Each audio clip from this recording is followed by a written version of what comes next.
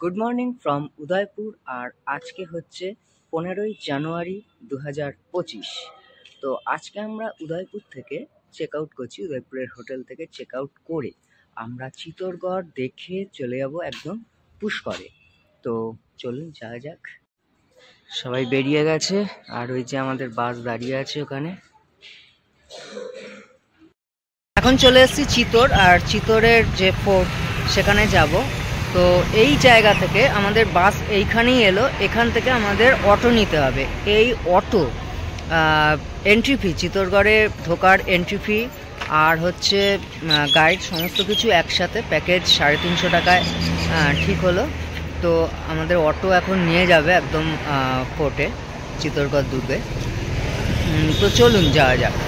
এখান থেকে শুনলাম 14 কিলোমিটার মানে ডিস্টেন্স। তো এখন আমরা যাব চিতোরগড়। চিতোরগড় ভারত ও এশিয়ার বৃহত্তম জীবন্ত দুর্গ। এটি 3বার আক্রান্ত হয়েছিল। প্রথমবার আক্রান্ত হয় 1303 সালে আলাউদ্দিন খলজির দ্বারা। তারপর 1535 সালে গুজরাটের বাহাদুর শাহ দ্বারা দ্বিতীয়বারের জন্য আক্রান্ত হয় এবং সর্বশেষে 1568 সালে মুঘল সম্রাট আকবর দ্বারা এটি আক্রান্ত হয়। চিতোর মীরাবাইয়ের পূজার ভূমি। এটি পান্নাদাই ও রানী পদ্মিনীর জন্য বিখ্যাত। সমস্ত ইতিহাস থাকবে এই ভিডিওতে, তো সম্পূর্ণ ভিডিওটা দেখতে থাকুন।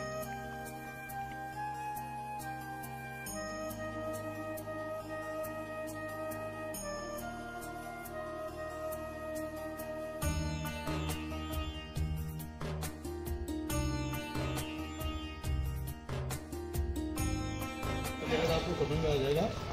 हमारे चित्तौड़गढ़ के बारे में एक बहुत पुरानी कहावत है कि देखने के लिए टूटे फूटे महल और मंदिर बचे हैं यहाँ पे, घूमने के लिए यहाँ का यहाँ के बारे में आप जानोगे नहीं, यहाँ के फोटो खींचते चले जाओगे, आपको चित्तौड़गढ़ समझ में नहीं आएगा। इसीलिए जो मैं आपको बताता हूँ थोड़ा ध्यान से सुनिएगा।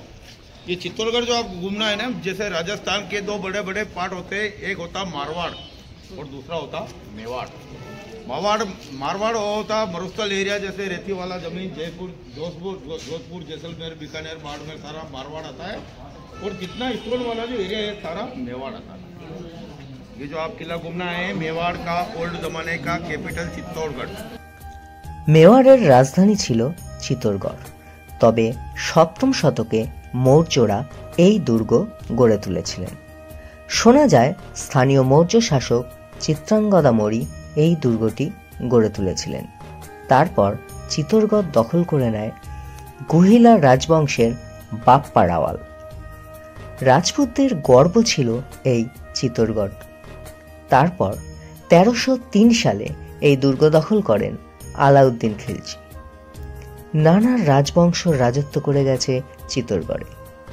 1535 খ্রিস্টাব্দে গুজরাটের বাহাদুর শাহ হামলা চালায় চিতোরে। 1567 থেকে 68 খ্রিস্টাব্দে মোগল সম্রাট আকবর দখল করে চিতোর। এরপর 1615 সালে আকবরের উত্তরসূরি জাহাঙ্গীর এবং মেওয়ারের মহারানার মধ্যে একটি শান্তি চুক্তি স্বাক্ষরিত হয়। সেই সময় দুর্গ এবং দুর্গের আশেপাশের অঞ্চল দিয়ে দেয়া হয় মেওয়ারকে। এরপর দুর্গটি চলে যায় ব্রিটিশ সাম্রাজ্যের হাতে। 1905 সালে চিতোরগড় মেরামতের কাজ করে ব্রিটিশ রাজ।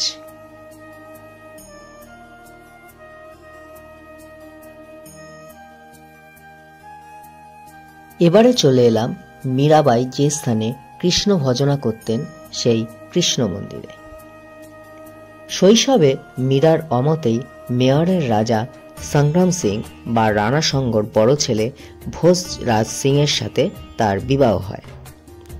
ভোজরাজ সিং ছিলেন মেওয়ারের সিসোদীয় বংশের রাজা, আর মীরা কুর্কির সম্ভ্রান্ত বংশের মেয়ে। রাজবধূ হয়ে পা রাখলেন সিসোদীয় বংশের চৌখাটে, কিন্তু স্বামীকে তিনি গ্রহণ করতে চাননি। তার কারণ হিসেবে তিনি বলেন শ্রীকৃষ্ণের সাথেই তার বিবাহ সম্পন্ন হয়েছে বহু আগে। মীরার স্বামী ভোজরাজ সিং মুঘলদের সাথে যুদ্ধ করতে গিয়ে আহত হন। ক্ষতস্থানে মারাত্মক সংক্রমণের কারণে ভোজরাজ সিং মারা যায়। এদিকে 1527 সালে খানুয়ার যুদ্ধে মুঘল সম্রাট বাবরের সাথে যুদ্ধে প্রাণ হারান শ্বশুর রানা সাং। স্বামী ও শ্বশুরকে হারিয়ে প্রায় অনাথ হয়ে গেলেন মীরাবাই। শুরু হলো শ্বশুর বাড়ির চক্রান্ত। রানা সাঙ্গের মৃত্যুর পর মেবারের রাজা হন বিক্রমাদিত্য। স্বামী হারানো মীরার কৃষ্ণভক্তি নিয়ে কানাঘুষো শুরু হয় মেবারের রাজপুরীর ভেতর। তাকে হত্যা করার চক্রান্ত নিয়মিত চলতে থাকে। নিয়ম করে প্রতিদিন শ্রীকৃষ্ণের পূজা সেরে মীরা চরণামৃত পান করতেন। জানা যায় সেই চরণামৃত বিষ মিশিয়ে তাকে পান করানোর চেষ্টা করেছিল শ্বশুরবাড়ির লোকজন। এমনকি পূজার জন্য রাখা ফুলের ঝুড়িতে বিষধর সাপ পর্যন্ত ঠুকিয়ে দেওয়া হয়েছিল। রাজপুর লোকগাথা এবং জনশ্রুতি থেকে পাওয়া যায় সেই সাপ কৃষ্ণমূর্তিতে পরিবর্তিত হয়েছিল। আবার অনেকের মতে সাপটি নাকি ফুলের মালা হয়ে যায়। মীরাকে জলে ডুবিয়ে মারার কৌশলও গ্রহণ করা হলে সেই পরিকল্পনাও ব্যর্থ হয়। আসলে মনে করা হয় আরাধ্য কিষেনজি তাকে চক্রান্তের হাত থেকে বারবার রক্ষা করেছেন। ভগবানের প্রতি ভক্তের এরম নিখাদ ভক্তি শ্রদ্ধায় বোধ হয় ভগবানও চুপ করে বসে থাকেন না, যথাসময়ে তিনি তার কাজটি করেন।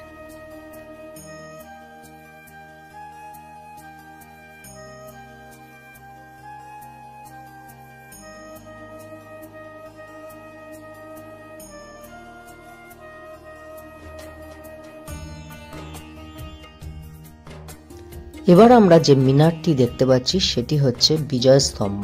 এই বিজয় স্তম্ভ নির্মাণ করেন মহারানা কুম্ভ 1448 সালে।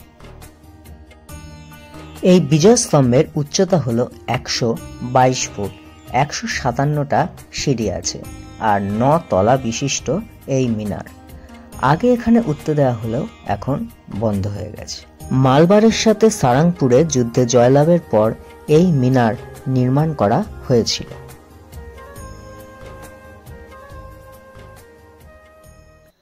এই যে সবুজ মাঠের মতো দেখতে পাচ্ছি, এই স্থানকে বলা হয় জহর স্থান। চিতোরগড় 27 বার আক্রমণ হয়। এর মধ্যে 24 বার এখানকার রাজারা জয়ী হন এবং 3 বার পরাজিত হন।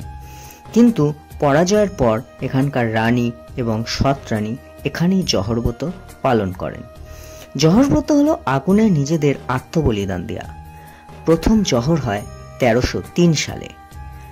রানা রতন সিং আলাউদ্দিন খিলজির হাতে প্রাণ হারালে তার পত্নী পদ্মিনী ও 16,000 সৎরানী জহরব্রত পালন করে এবং মৃত্যুবরণ করে এই স্থলে।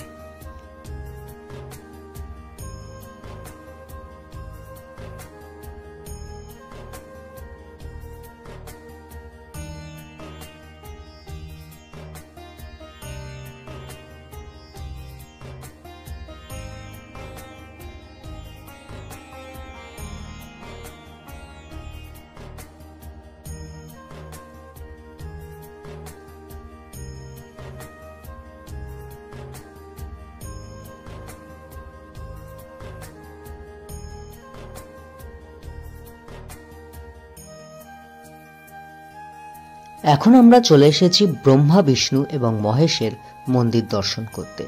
এই মন্দিরের কারুকার্য অসাধারণ, অনবদ্য।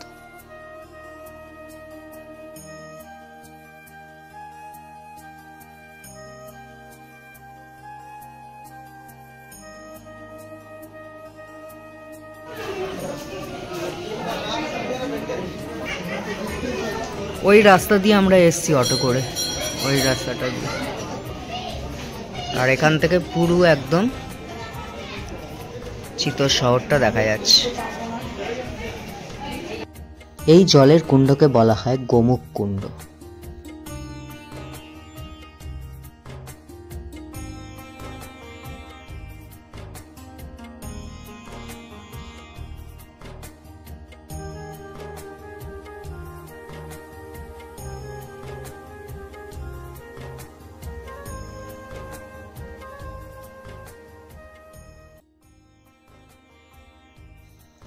এখন আমরা চলে এসেছি পদ্মিনী প্যালেসে।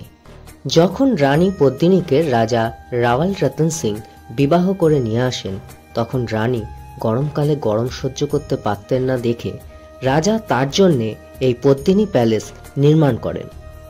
বছরের 8 মাস রাজা রানী কুম্ভ প্যালেসে থাকতেন আর গরমের সময় এই পদ্মিনী প্যালেসে এসে থাকতেন।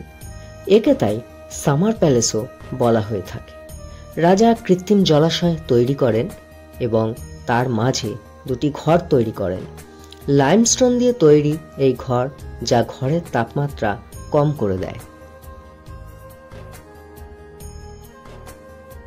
এই হলো সেই রাজার কৃত্রিম জলাশয় আর তার মাঝে রাজা রানীর ঘর।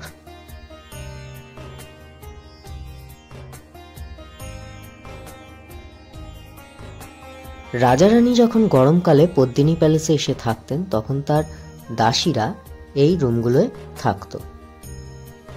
চিত্তরগড়ের সংক্ষিপ্ত ইতিহাস এই ভিডিওর মাধ্যমে আপনাদের সামনে তুলে ধরলাম। চিত্তরগড়ের কথা, রানী পদ্মিনীর কথা, মীরাবাইয়ের কথা, সমস্ত কিছুই তুলে ধরলাম। ভালো লাগলে অবশ্যই লাইক করবেন, আর চ্যানেলটা সাবস্ক্রাইব না করা থাকলে অবশ্যই সাবস্ক্রাইব করুন। ভালো থাকুন, সুস্থ থাকুন, দেখতে থাকুন দ্য বং মেসেঞ্জার।